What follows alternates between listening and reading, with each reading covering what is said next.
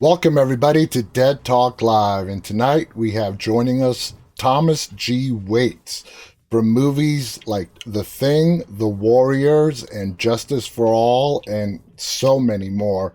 Thomas, thank you so much for being our guest tonight. How are you doing?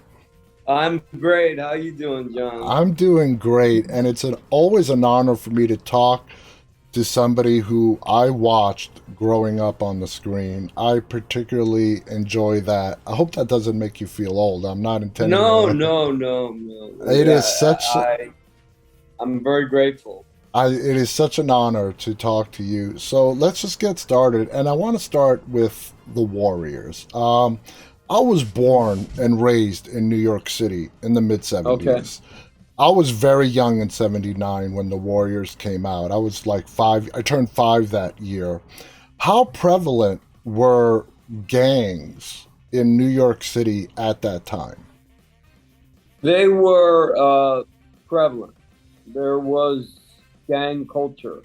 In point of fact, the film itself is based on a true story where in the early 70s, some dude up in the Bronx decided, hey, let's do this. Let's get all the gangs together from all the five boroughs and meet in the Bronx. And they did. They gathered.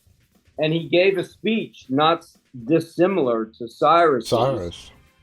where he says, look, there's more of us than there are of the cops. And if we just get it together, we can take over the city. Like, this is literally documented footage. And then the police come charging in from all different sides, and they break it up. And I did not that, know that. yeah, Yeah, yeah. I did not know that. And I always found that curious because The Warriors is one of like the first movies I have ever seen. And by the time I saw it, it was in the early 80s. And, you're still a kid, you're not exposed to what's going on outside. So by the time I became aware, a teenager, I never came across a gang problem in New York.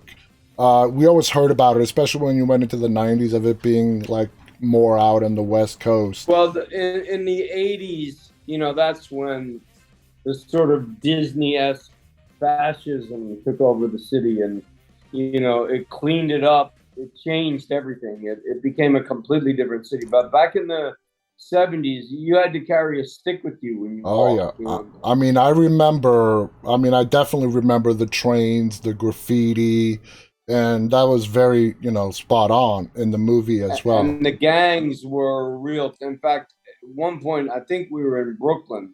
It might have been Queens, but at some point, there was a real gang that were like, "Hey, what are you doing on our turf?"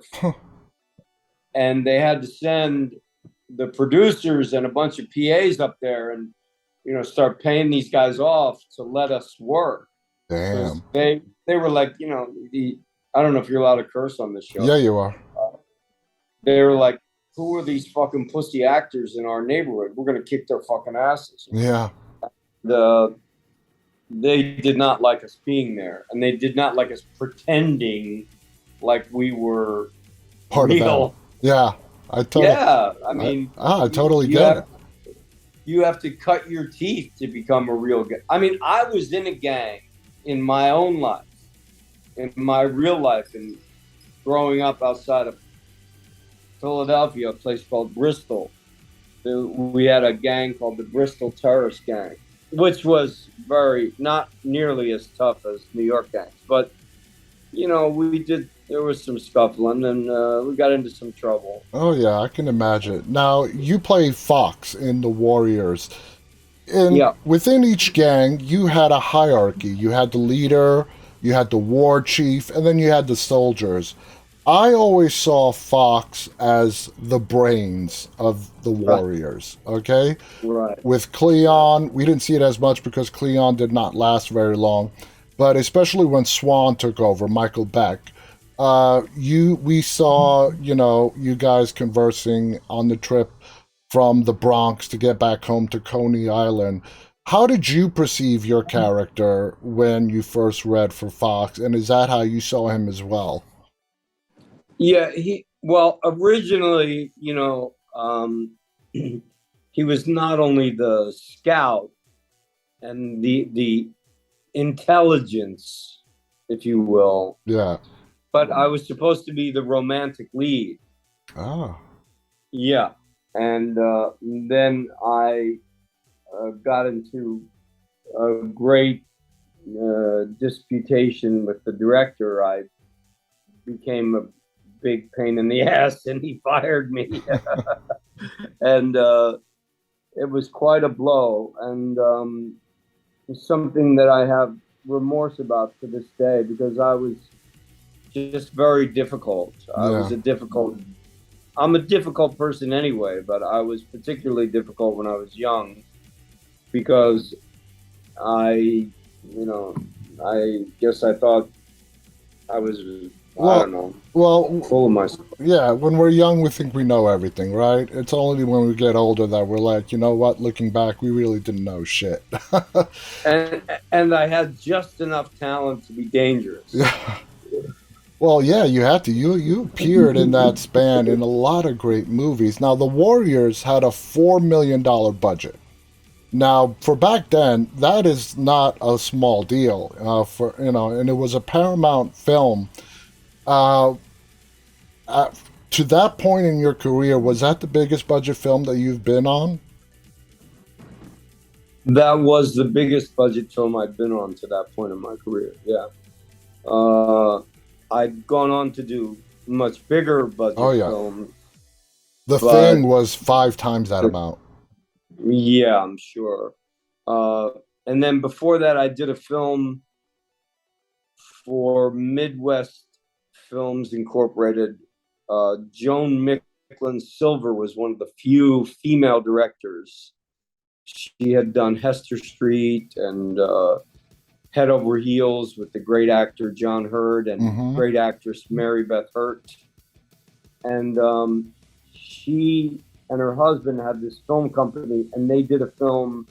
My first feature film was called On the Yard, which is a prison film, and it's actually pretty good. And I got some attention from that, and I think that's why they brought me in for the Warriors, is because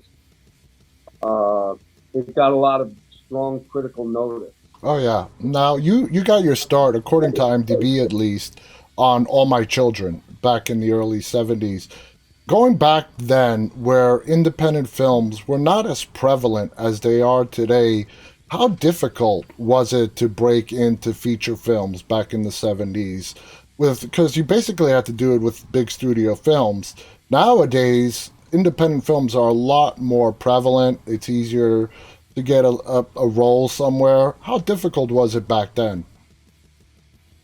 Well, starting as an actor at any time is difficult. I Yeah, mean, I'm sure it was difficult when Marlon Brando started. Uh, the big difference is back then you had to cut your teeth in the theater. So I had done some regional theater. I think I worked at Center Stage in Baltimore. And again, back then, your reviews got passed around from agent to casting director if you had a good agent. Uh, and I had a very good agent by the name of Jeff Hunter. And I did a play at the Spoleto Festival in South Carolina, a Simon Gray play. And, so I was getting reviewed by the New York Times and Time Magazine when I was yeah, 21. nice.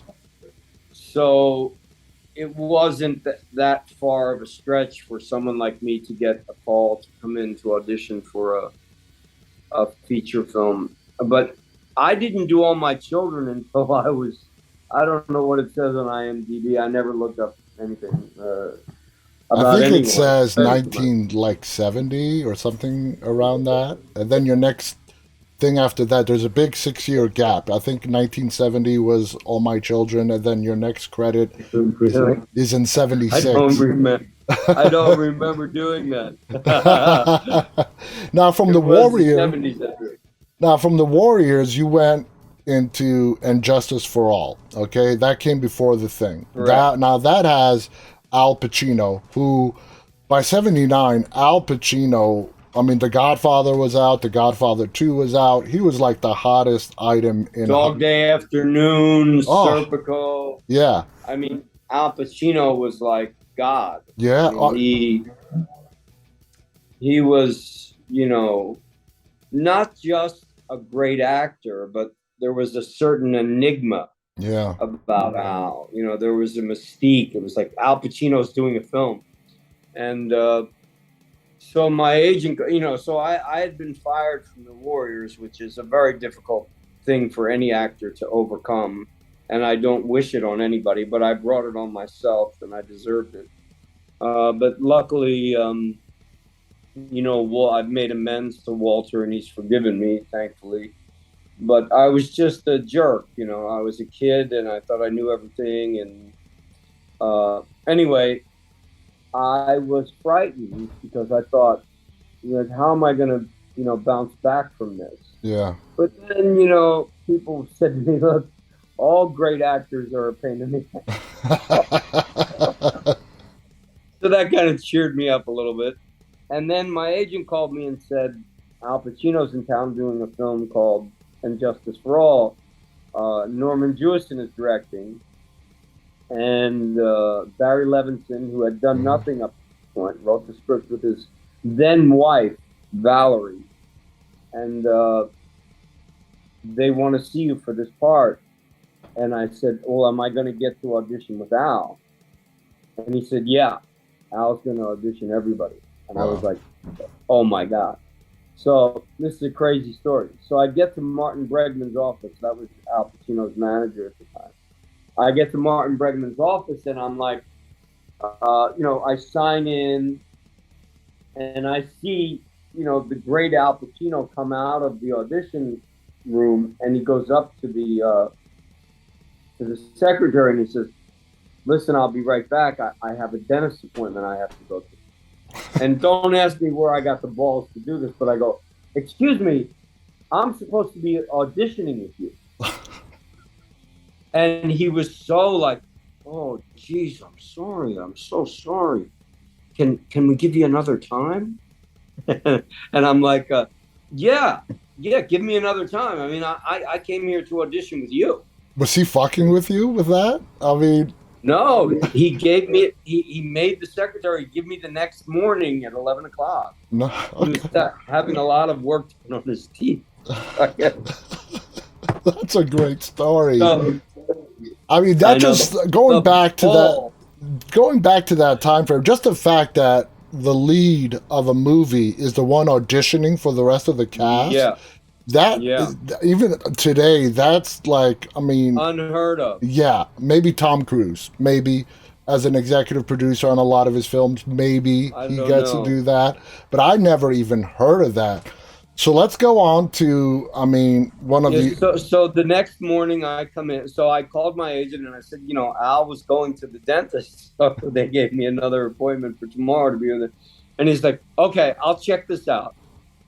So sure enough, it all checked out. And I showed up the next morning. And I mean, from the moment that he and I started working, it was fire.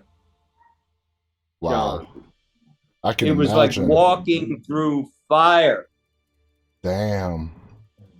And we lit up the room, and he looked at me, and he shook his head, and Norman Jewison was smiling from ear to ear. Great director, Norman Jewison, one of the great film directors of all time. And they called me, and I was being offered a play at the same time at the Public Theater, a Thomas Babe play that was with Richard Chamberlain. Oh. Yeah, and it was the lead. It was the lead in the play, and it was a musical. And I was very excited about doing it, but I couldn't do the play and the movie, so I had to turn down the play at the Public Theater, which they never asked me to do a play ever since. I guess they hold a grudge. Anyway, so I got this part, and there I was. When I was 16, I saw The Godfather, and I became Al Pacino for about a week. Okay, I mean, I thought I was Michael Corleone, and now here I am. I was 23.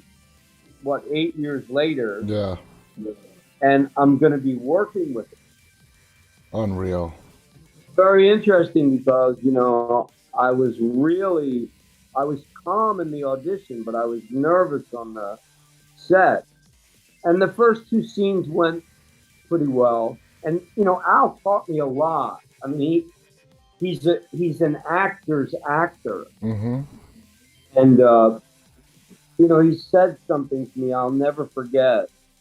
He said, "Tommy, you have a beautiful talent."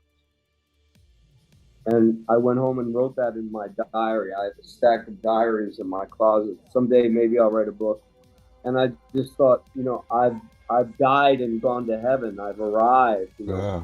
The greatest actor in the world next to Marlon Brando has told me that I have a beautiful talent. That is special. Yeah, it was really, and he taught me, he said, just because they say cut, don't stop the scene.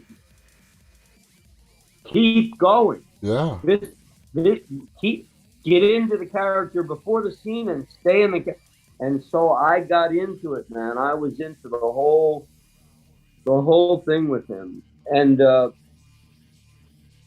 I really wasn't doing the scene very well. It was a big climactic scene where I get shot, and I remember the makeup man coming over to me and going, "You're not listening. You're not listening." And I'm like, I know. I wasn't listening. I wasn't doing my job. So Norman sent everybody out of the room, and movies are very expensive. Yeah. Now they were very expensive. Then he sent everybody out except for me, Al, and Norman. And we sat down on the bed and he said, "Okay, now let's read the scene like we've never seen it before." And I just breathed a deep sigh of relief and I was like, I'm so confused. And Al looked at me and he said, "Confusion is a very good state of mind for an actor to be in." And then I was ready, and I nailed it. Awesome. After take, one take, the master shot, the medium shot, the close-up, the next close-up, this close-up, the reverse. Everything was one take, one. And I don't know if you noticed, but I was squatting down in the scene. Yeah. I stayed squatted down for the whole afternoon. So that line when I say I have to get up because my legs are killing me, that was because I hadn't moved the entire afternoon. I stayed in that spot. And it really, we were doing the scene and I'm looking at Al and I go, I can't stand it. I have to get up. And he's like, no, Jeff, no. And then I get shot. Damn. Oh, man. It's just amazing to hear that story and the impact that Al Pacino had on you and just how his words brought you back, not only to the character, but onto the set, into the movie, into the feel and the flow of things. That's just a great story. Now... And Norman Jewison allowing that. Yeah. I mean... Having the confidence in his actors and giving us the permission to fail so that we could succeed. That means a lot. Yeah. And it I remember when I was a kid and I went to watch the screening of it, I watched my scene and I made myself cry. I mean, how does that happen? Yeah. And I'll tell you another amazing story. I'm a musician, I have a band, the Thomas Q. Waits Project. But back then I just played by myself in clubs down on Bleecker Street. And I was playing one night at Kenny's Castaways. It was right on the corner of Thompson and Bleecker, and this young girl comes up to me and she goes, "Are you Thomas Waits?" And I said, "Yeah." And she goes, "You have to prove it to me. Show me your driver's license or something." I said, "Okay." And I show her my driver's license. She goes, "Come outside with me." And she takes me outside. She was from Indiana or someplace. She had run away from home with her boyfriend, who I guess was a junkie or something. And they had no place to sleep, so they went to the drive-ins. Uh-huh. And she watched my scene in And Justice for All, and it made her cry hysterically. And she ran to the concession stand and called her mother, Collect, and asked her mom to come and pick her up. Wow. Yeah. That's amazing to hear that your role had just an impact on one person's life, at least one. Yeah. That's an amazing story. So that's a great bounce back from the Warriors and how that turned out to getting In Justice for All, and that brought you back into the game.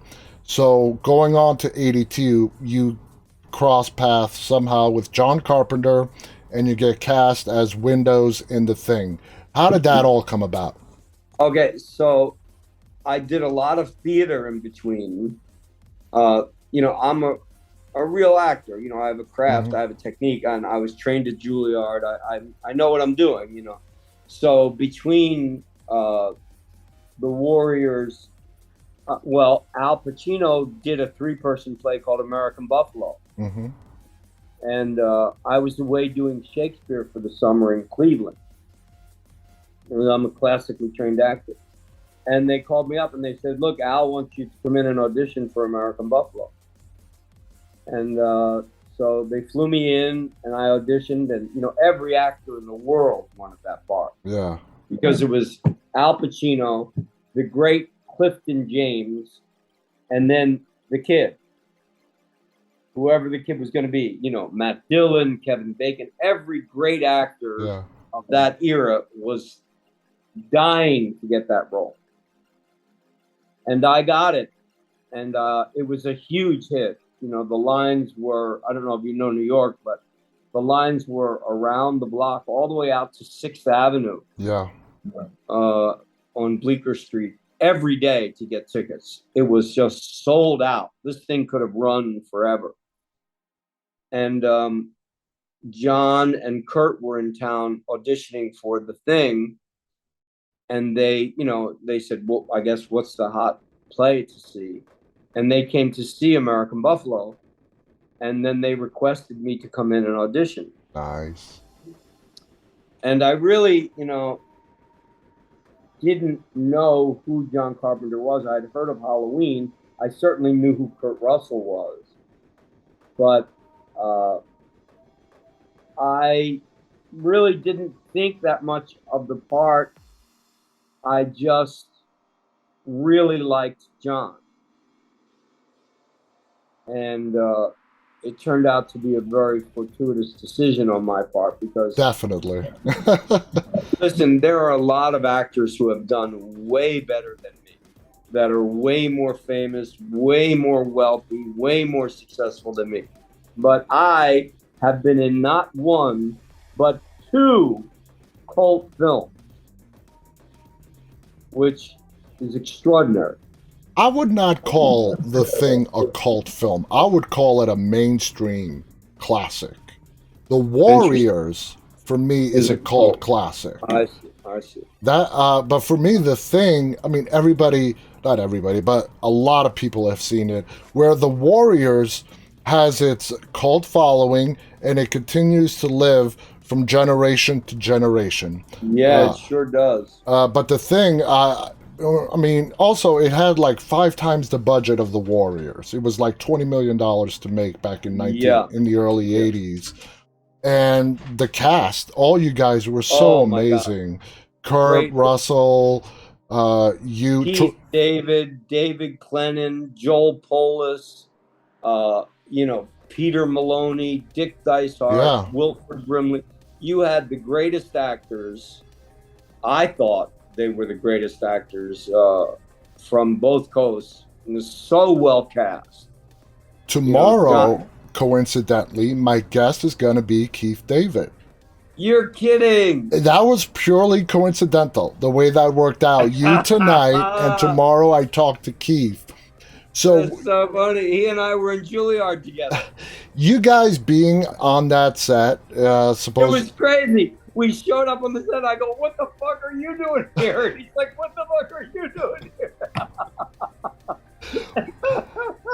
We used to smoke pot in the fucking stairwells at Juilliard. That's hysterical. What was it like on that set with Carpenter, all you guys, an all-male cast? Was it crazy? Did you guys all get along? I mean, what was it like on that set? Yeah, we got along. John is... What makes John Carpenter a great director is not just his incredible eye, which he has, and not just his incredible ear for music, which is obvious and evidenced in the many movies that he scored. But he has this uncanny ability. There's a lot of pressure on a director. I just directed my own first feature film called Target, a post-pandemic sexual comedy, which I'll talk about later. But yeah, you know, there's a lot of pressure on the director, but he never let it get to him, and he never let it get to us. He made it like every day going to work was like a party. Yeah, it was like, I can't wait to get to work. And we told stories, and we laughed, and we joked around, and we played pranks on one another. At one point, they bet me this gorgeous girl was walking across Universal parking lot, and they all bet me $50 if I could get a date with her. So I slick my hair back and trim my beard. I asked the makeup guy to look at me, and I go walking over to him. I'm like, "Hey, babe." Such a loser. And she went out with me. She actually went out with me. Her name was Jeannie Bradley. I'll never forget it to this day. But I won the bet, and it was just the funnest set you could ever possibly imagine. Yeah. One of the greatest times of my life, to be honest with you. It looked that way. I mean, that movie it's going to live on forever. And it doesn't mean we weren't serious. Oh, no.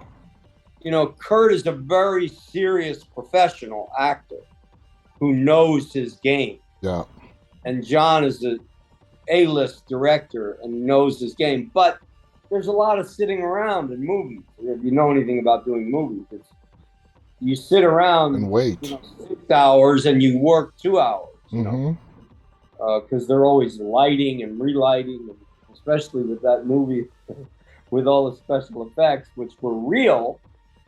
Not CGI. Yeah, practical effects. Right, exactly. And, you know, the great A. Wilford Brimley, who anybody in the industry that's ever known him will tell you was he's an amazing a man of, and he was he was a real cowboy. Mm-hmm. You know, he actually, like, whatever the fuck cowboys do, lasso horses and cows and bulls and all that. Yeah. He did all that. Wow. He used to teach us rope tricks in between scenes. Jeez. And he was the greatest storyteller. John would allow the set to stop working. And Wilford would tell a story about, I don't want to say what he would tell a story about because I don't want to give anyone the wrong impression. But needless to say, everybody stopped working and just listened to Wilford tell a story because he could tell a story like nobody else. That's amazing. To hear the story about Carpenter, he sounded like an actor's director. He knew how to gain everybody's respect and trust, and he trusted his actors. I've heard a lot of people I've talked to several people who have worked with him, and they all describe him the same way. And he's not really an actor's director. No? I would just no. He knows how to cast good actors, but he leaves you alone. He doesn't get into it. He watches very carefully And if it's not working, he'll discuss it with you, but he leaves you alone and he lets you find your own way. Like, as a matter of fact, I named the character Windows. Wow. His name was Santiago or something like that. It was. How did you come up with the name Windows? Then they changed it from Santiago, because obviously I'm not Hispanic, to Simmons. And I'm like, what a boring fucking name.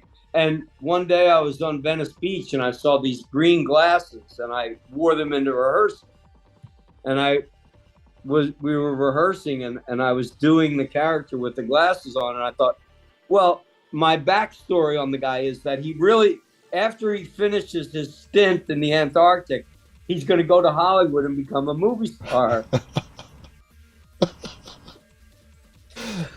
And, John let us do our work. He let us create characters. And so I went up to him in the middle of rehearsal and I said, John, I want everybody to call me Windows from now on. And he took a drag of his cigarette like this. He went, looked up at the ceiling, looked down at the floor. He went, all right. Okay, everybody, from now on, Tommy wants us to call him Windows. Okay? Let's get back to rehearsal. And just like that? And Windows was born. And Kurt's name in the movie is Mac. So you have Mac and Windows in 1981 before they were even invented. How prescient. Oh my God. These stories are priceless. In the time we have left, I want to hear about your movie that you wrote and directed. Yep. It's a comedy, feature film comedy called Target. So tell us about that. Okay, so during the pandemic, instead of lose my mind, I decided to. I had gone to school for writing, by the way. I went back to school when I was in my 30s. I was married with a child, and my wife and 5-year-old child just packed up the truck and moved to the Midwest, and I got my MFA from the University of Iowa, which is a very prestigious writing school. And I became a playwright, and I sold a couple of things. And I'd always wanted to write a screenplay, and I thought, well, now's the time to do it. Yeah. So I decided to write a screenplay about a man in his 50s that's going through a sexual identity crisis. And his wife is 30 years junior. His wife is 30 years his junior. He needs her to have sex with other men in order for him to get aroused. And she's at first just, what? I don't mind fantasizing about it, but you want me to actually do it? So she starts out from that position, and then she does a 180. And she starts really getting into it. And then it just becomes this zany romp with great music. And I wrote almost all of the songs in the film. Wow. And John mentored me, in point of fact. Nice. I would call him. And there's going to be a screening of it October 21st. Where? In Santa Monica. And I have to look up the name of the theater because I can't remember. But October 21st, it begins with a V. Are you in LA, John? I'm in. No, I'm on the East Coast. You're on the East Coast with me. Yeah. Can you put it on your site once I? Yeah. I'll put it in the description of all the videos for this interview so people can. It's really good. People, they just laugh. We haven't found a distributor yet. We're still seeking distribution because it's not really what you would call a family movie. But it's really well done. Everyone says that it's the production values in it are amazing. It's going to be at the Thymele, Thymele Arts, Thymele Arts, if I'm pronouncing that correctly, on Santa Monica Boulevard in LA. Awesome. I don't know what time, but we'll try to find out and let you know because I would love uh, for people to come and see it. Chris Noth, Yeah. the great actor Chris Noth from Sex and the City and Mm-hmm. Law and Order and many other things, is a friend of mine, and he owns a club called the Cutting Room, which my band is playing at the Cutting Room on December 7th. And Chris screened my film at the Cutting Room, and like 200 people came, and they laughed and had such a great time. And we really need to laugh because our country is going through a lot of difficult times, as you know, and the pandemic has really damaged people. And I just think it's important for people to laugh at themselves. And I think that I agree with you there. Nobody should take themselves too seriously. Exactly. And I certainly am willing to laugh at myself and have everybody join me for the ride. That's how it sounds. Very fascinating, and it's really good, and the production values for what I made. I made this movie for under $200,000, and it looks like a $2 million movie. Nice. And I raised the money myself. That is awesome. I mean, with today's technology, even if you're working on the lowest of low budgets, because the readiness of technology, I think there's really no excuse in any budget film to look cheap because technology is very affordable and it's out there. And if you get somebody who knows how to do it in the post-production that's the thing, is I had three great producers, Vinny Pastorini. That name sounds so funny coming out of my mouth. Steve Conka and Alyssa Rabinowitz, the three people that were the producers, and they found for me the greatest editor, Jordan Santora. That's very Dan important. McBride, the colorist, and Evan Joseph, the sound cleaner. And then the great Tony Daniels scored the film, with my songs, produced them. And you would think, I go to the movies all the time. This is a real film. It is a real film. It is a real film. I mean, shoot, I've interviewed people who've made films for under 30,000, less than that, 10,000, 11,000, all the way up into the mega millions. It is a real film. Absolutely, it is. Thomas, we're out of time. I want to thank you so much. This has been such a fun 40 minutes. Just getting to hear your stories. I love them. The theater is called the Thigh Meal Theater. And when's the date for the screening again? October 21st. It's a Friday. In Santa Monica, right? On Santa Monica Boulevard. On Santa Monica Boulevard. Anyone near the area, go and check it out. It sounds like a real fun treat. And if you're in New York on September 22nd, the Thomas G. Waits Project, my band is playing at the 11th Street Bar. And then on December 7th, we're playing at Chris Noth's The Cutting Room. So come on down and listen to some great original music with a lot of harmony and great storytelling, like I'm doing tonight. Yeah. I have a million more stories. You wouldn't believe. Bet you do. I bet you do. Not a lot of people can claim the credits that you have, Thomas. So I've been very lucky. I'm a lucky boy. Congratulations. You are in just some of the films that I grew up watching, and I love them. So thank you so much for being our guest tonight, sharing these great stories. I want to thank our audience, those who are tuning in live and those who will be watching this later on. On behalf of Thomas G. Waits and myself, stay safe and stay walking. Good night, everybody. Good night.